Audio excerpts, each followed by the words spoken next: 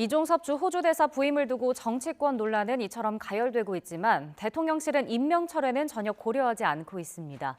이번 사태를 총선을 앞두고 야당과 공수처, 일부 좌파 언론이 결탁한 정치 공작으로 규정하는 분위기입니다. 취재기자 연결합니다. 조은지 기자. 네, 용산 대통령실입니다. 네, 여야를 막론하고 이종섭 대사 임명 철회 등 조치가 필요하다는 목소리가 커지고 있는데요. 일단 그럴 가능성은 없다는 거죠?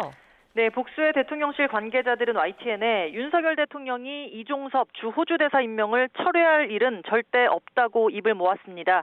번복할 이유가 전혀 없다는 건데요. 이종섭 대사는 공적인 임무를 수행하러 호주에 갔고 당장 내일이라도 공수처가 부르면 귀국해 조사를 받을 수 있다고 대통령실은 밝혔습니다. 어차피 오는 4월 다음 달이죠. 공관장 회의 때 귀국한다는 설명도 곁들였습니다. 대통령실은 이번 사태를 고위공직자 범죄수사처와 더불어민주당 친야 성향의 일부 언론이 결탁한 정치 공작으로 의심하고 있습니다. 대통령실 논리를 살펴보겠습니다. 이종섭 대사는 국방부 장관이던 지난해 9월 최상병 사건으로 공수처에 직권 남용 혐의로 고발됐습니다.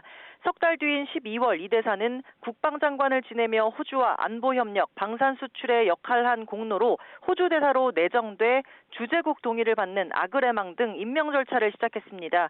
공교롭게도 비슷한 시점 이 대사를 한 번도 소환 요청하지 않은 공수처가 출국 금지 조치를 하고 이후 한 달씩 두 차례 더 이 조치를 연장했습니다. 출국 금지한 피고발인을 소환 시도도 안 하고 계속 조치를 연장하는 건 명백한 인권 침해이자 불법적인 수사권 남용이라는 게 용산의 인식입니다.